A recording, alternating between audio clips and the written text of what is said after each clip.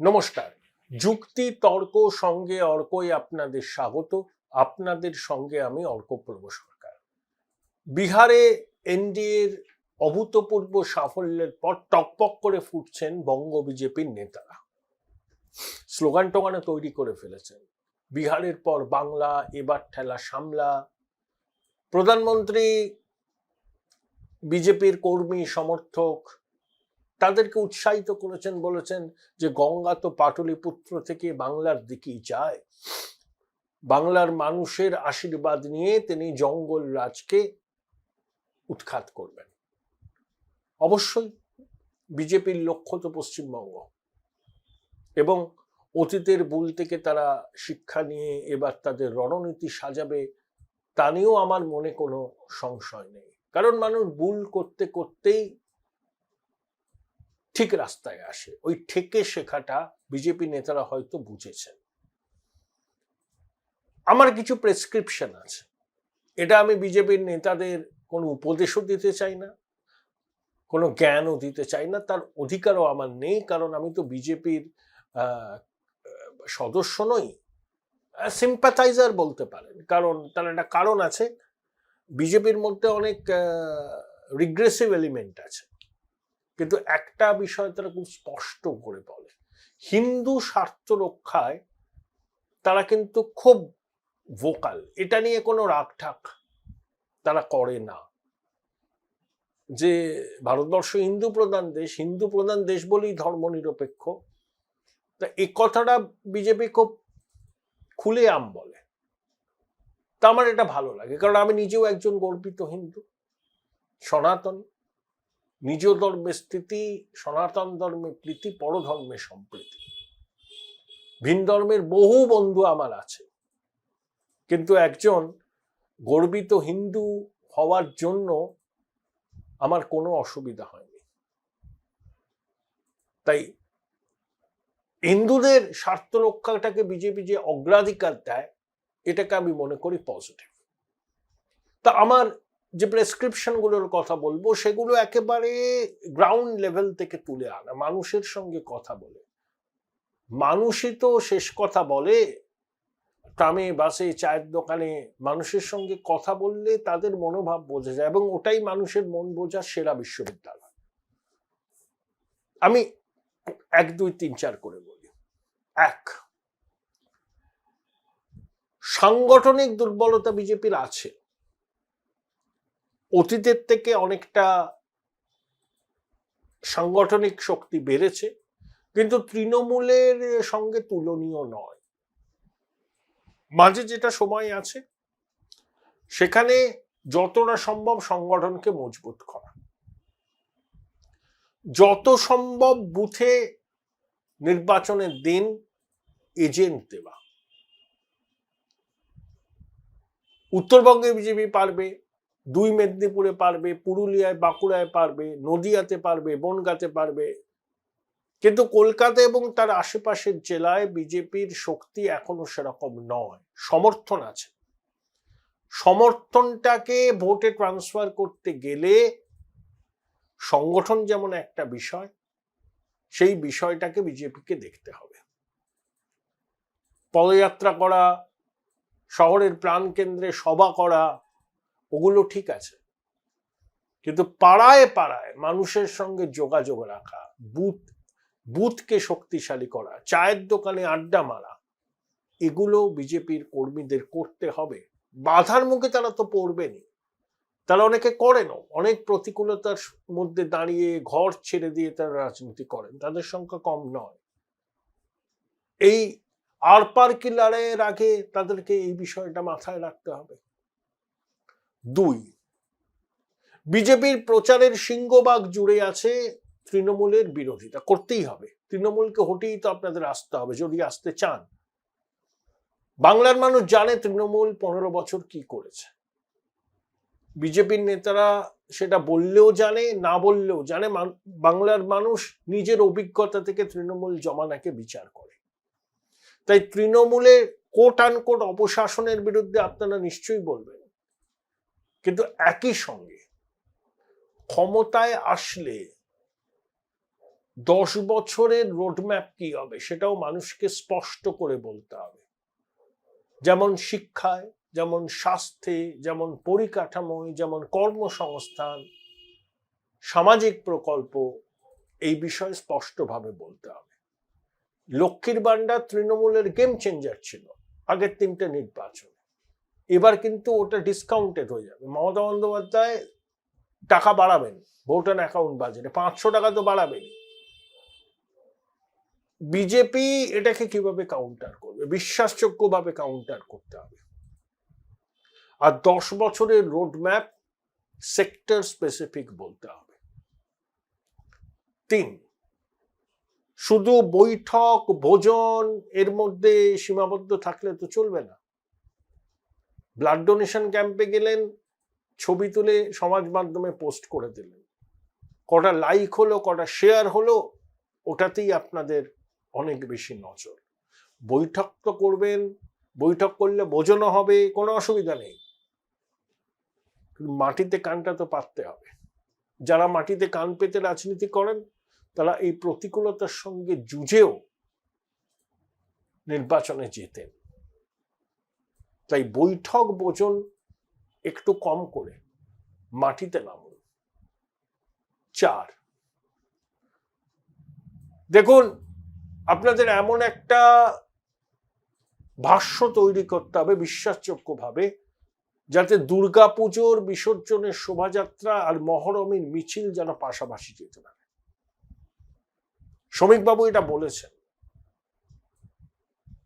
তাহলে তৃণমূল যে আতঙ্ক ছড়ায় মুসলমানদের মনে বিজেপি সম্পর্কে, সেটা কিন্তু অনেকটা কাটবে। বিজেপিকে বলতে হবে আপনারা আমাদের ভোট দেন না, আমরা জানি, আমরা আপনাদের ভোট চাই, আমরা আপনাদের বিরোধী নই। কেন্দ্রীয় সরকারের সব প্রকল্পের সুবিধা তো মুসলমানরা পান, কিন্তু ভোট দেন না। তাদেরকে ওই ভাষ্যটা দিতে হবে, আপনাদের ভোট দিতে হবে না, যদি ইচ্ছা হলে দেবেন, কিন্তু আমরা এটা চাই মহরমের মিছিল আর দুর্গাপুজোর বিসর্জনের শোভাযাত্রা যেন পাশাপাশি যায়, এটা আমরা এনশিওর করব ক্ষমতায় আসে। এটা বলতে হবে। তাহলে ওই বিজেপি ফোবিয়া যেটা তৃণমূল মাইনরিটিদের মধ্যে সফলভাবে ঢুকিয়ে দিয়েছে, কিছুটা হলো চ্যালেঞ্জের মুখে পড়বে তৃণমূলের ন্যারেটিভ। 5, আপনাদের দলের অভ্যন্তরেও প্রার্থী বাছাই নিয়ে গোলমাল আছে, বহু প্রত্যাশী আছেন। বিজেপির নেতাদের দেখলে পরেই যারা প্রার্থী হতে উৎসাহী তারা আলাদা করে ডেকে নিয়ে বলছেন দাদা আমার ব্যাপারটা দেখবে। আরে 294টা কেন্দ্রে 294 জনই প্রার্থী হবেন, সবাই তো প্রার্থী হতে পারেন না। তা বিজেপি যে রাজ্যে ক্ষমতায় আছে সেখানে তো আরো প্রার্থী হওয়ার ক্ষেত্রে আগ্রহ, কিন্তু তা সত্ত্বেও তো খুব সুন্দরভাবে ম্যানেজ করে বিজেপি। পশ্চিমবঙ্গে এটা খেয়াল রাখতে হবে। তৃণমূল থেকে নিতে পারেন যাদের ভাবমূর্তি মোটামুটি স্বচ্ছ এবং জেতার ক্ষমতা আছে, যেমন তাপস বাবুকে নিয়েছিলেন, খুব ভালো ভালো সিদ্ধান্ত ছিল। তাপস বাবুর ইমেজ স্বচ্ছ, কলকাতার মানুষ, এইরকম মানুষকে আনলে পরে আপনাদের লাভ হবে। কিন্তু 21 সালে বিজয়বর্গী, মুকুল রায় যে কাণ্ডটা করেছিলেন, সেই কাণ্ডের পুনরাবৃত্তি এবার হবে না, মর্নিং শোজ দ্য ডে, কিন্তু তাও সতর্ক করে দিলাম। 6, মেরুকরণ আপনারা করেছেন, হিন্দু মেরুকরণ হয়েছে, কিন্তু এখনো ক্ষমতায় আসার জন্য যে ক্রিটিক্যাল মাসের দরকার সেই ক্রিটিক্যাল মাসটা আপনারা পাননি। লোকসভায় 54-55% হিন্দু ভোট আপনারা পেয়েছিলেন, এই মুহূর্তে ভোট হলে সেটা হয়তো 60-61, কিন্তু ওটাকে 66-67% নিয়ে যেতে হবে। 8, কৃষি জমি বাঁচাও কমিটি, জীবন জীবিকা বাঁচাও কমিটি মনে আছে আপনাদের, সিঙ্গুর নন্দীগ্রামের পর মুখ্যমন্ত্রী করেছিলেন। তাতে সুমন্ত হীরা, সমীর পুততুন্ডু, এখন জেডিইউ আছেন অমিতাভ দত্ত, এসইউসি, সবাই ছিল, রেনবো কোয়ালিশন। জ্যোতিবাবু কি করতেন? কংগ্রেস বিরোধী ভোটটাকে এদিক ওদিক ভাগ করতেন না, সব ভোটটা যেন বামফ্রন্টের ঘরে আসে। সেই জন্য বিপ্লবী বাংলা কংগ্রেস কিছুই ছিল না, সিপিএম এর টিকিটে 2 জন জিততেন, মার্ক্সবাদী ফরওয়ার্ড ব্লক সিপিএম এর প্রতীকে জিততেন, তারকেশ্বর থেকে প্রতিম চ্যাটার্জি মন্ত্রী হয়েছেন, সমাজবাদী পার্টির কিরণমান নন্দ হয়েছিল দীর্ঘদিন। তাহলে বাম ফ্রন্ট, এখানেও বিজেপিকে এনডিএর ধাঁচে কিছু একটা করতে হবে। ধরুন জেডিইউ, আমি তর্কের খাতিরে বললাম এক্সাম্পল, জনতা দল ইউনাইটেডের এখানে কি সংগঠন আছে? নেই, সামান্য কিছু পকেটে আছে, পুরুলিয়ায় আছে, হাওড়ায় আছে। কিন্তু আপনি যদি জেডিইউ কে 1-2 টিকিট দেন, তাহলে কি মানুষের কাছে বার্তা যাবে যে আরে এই লোকগুলো আছে বিজেপির সঙ্গে? তাহলে কি রেনবো কোয়ালিশন হলো? Join Indian Institute of Hotel Management now. Right choice, right decision. এইটা দরকার।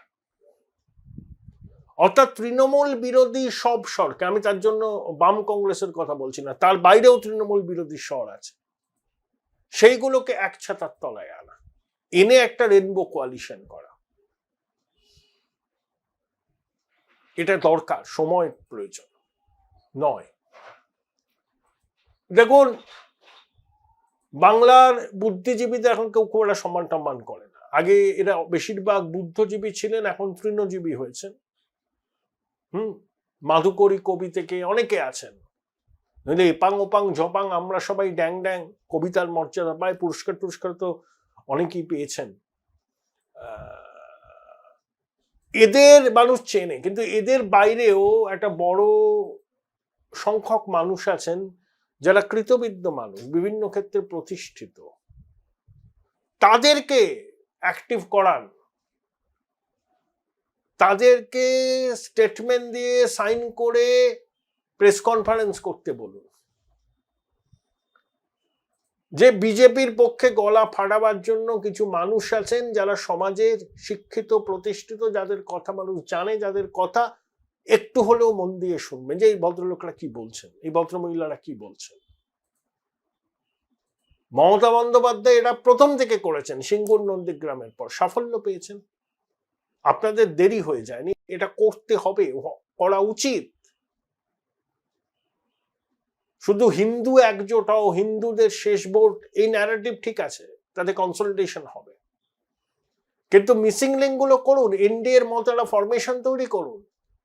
বিরাট সংগঠন থাকতে হবে তার কোনো মানে নেই, কিন্তু ওই লোকগুলো যদি আপনাদের পাশে থাকে, আপনাদের মিটিং এ 5 মিনিট কথা বলে, একজন প্রার্থী হন, তার একটা ইম্প্যাক্ট হয়। বামফ্রন্ট এভাবেই করেছিল। বিপ্লবী বাংলা কংগ্রেসের কি ছিল, মার্ক্সবাদী ফরওয়ার্ড ব্লকের কি ছিল, তাও প্রার্থী হয়েছিল তারা। এনডিএর সফল এক্সপেরিমেন্ট বিহারে হয়েছে। এখানে কাস্ট অ্যারিথমেটিক নেই, কিন্তু যে প্রতিষ্ঠান বা কণ্ঠস্বর মমতা বিরোধিতা বা তৃণমূল বিরোধিতা করেন, তাদের অ্যাকোমোডেট করুন। তথাকথিত তৃণজীবী বুদ্ধিজীবীদের বাইরেও বাংলার কৃতি সন্তানরা আছেন। সবাইকে পশ্চিমবঙ্গে থাকতে হবে তার কোনো মানে নেই, তারা প্রবাসে থাকতে পারেন, বিদেশে থাকতে পারেন। তাদের জন্য একটা মঞ্চ, তাদের বক্তব্য, তাদের স্বাক্ষরিত কিছু, এগুলোকে সামনে আনতে হবে। তাহলে দেখবেন আপনারা ক্রিটিক্যাল মাস পাওয়ার কাছাকাছি চলে যাবে। তাহলে মহরমের মিছিল আর বিসর্জনের শোভাযাত্রা পাশাপাশি যাবে, একদিনে যাবে, এটা এনশিওর করতে হবে। এনডিএ ধাঁচের কোনো ফরমেশন তৈরি করতে হবে, বিশিষ্ট মানুষদের আপনাদের ছাতার তলায় আনতে হবে, অরাজনৈতিক সংগঠনের। দেখুন, সংঘ এবার অ্যাক্টিভ হয়েছে, সংঘ তো বুঝতে পারছে যে জনবিন্যাস বদলে যাচ্ছে, সীমান্তবর্তী রাজ্য, জঙ্গি ঢুকছে।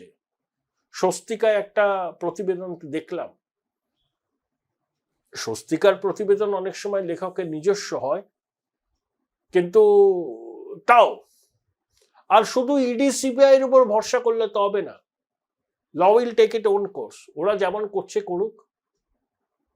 আপনারা চাপ দিতে পারেন, আর ইডি সিবিআই প্রভাবশালীদের দৌড়ে জেলে পাঠাবে, আপনারা ফাঁকা মাঠে গোল করবেন। এইভাবে তো বাংলার রাজনীতি হয় না। ইঞ্চিতে ইঞ্চিতে লড়াই করে নিজের জায়গাটা তৈরি করতে হয়, ওগুলো ভ্যালু এডিশন।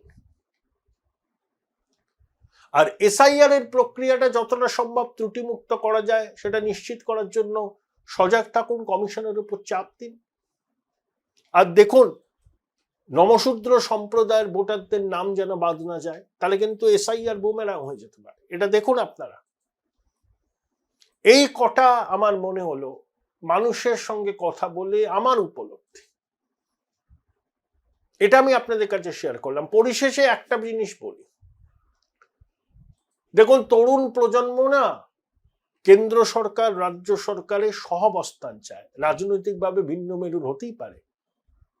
গুজরাটে যখন শিল্প, তো এই মুখ্যমন্ত্রী নরেন্দ্র মোদী, আহমেদ প্যাটেল সোনিয়াজির রাজনৈতিক সচিব, ভাইব্রেন্ট গুজরাটে তিনিও থাকতেন। প্রয়াত ওয়াইএসআর, চন্দ্রবাবুর সঙ্গে তার অহিনকুল সম্পর্ক ছিল, তখনও তেলেঙ্গানা হয়নি। চন্দ্রবাবুর বিজনেস সামিটে ওয়াইএসআর আসতেন, বা ওয়াইএসআর করলে চন্দ্রবাবু আসতেন। তাহলে শিল্পের পক্ষে ঐক্যের বার্তা। মানুষ কিন্তু এই ঝগড়া ঝগড়া ঝগড়া দেখে দেখে বিতস্রত। তো আর 5 দশক হয়ে গেল তো এই কেন্দ্র বিরোধী সব কথাবার্তা মানুষ শুনছে। মানুষও এবার চাইছে যে এটা একটু বন্ধ হোক। দেখি না ডাবল ইঞ্জিন সরকার হলে কি হয়, কতটা সুফল পাওয়া যায়। বিজেপির নেতাদের দাবি আর বাস্তব কি মেলে? যদি না মেলে গঙ্গায় বিসর্জন দিয়ে দেওয়া হবে গণতান্ত্রিক পদ্ধতি, মানুষ পারে। আর যদি মেলে তাহলে মানুষ সমর্থন করবে। এটাও আপনাদের আনতে হবে যে 5 দশক ধরে পশ্চিমবঙ্গ যারা চালিয়েছেন তারা কেন্দ্রের সঙ্গে ঝগড়া করেছেন, আর কেন্দ্রের সঙ্গে সহযোগিতা করে যারা চলেছেন তারা আমাদের থেকে কয়েক যোজন এগিয়ে গেছেন। মানুষকে এই কথাটাও বিশ্বাসযোগ্যভাবে আপনাদের বোঝাতে হবে। এটাই আমার প্রেসক্রিপশন, থুড়ি আমার নয়, পশ্চিমবঙ্গের জনতা জনার্দনের প্রেসক্রিপশন আপনাদের জন্য।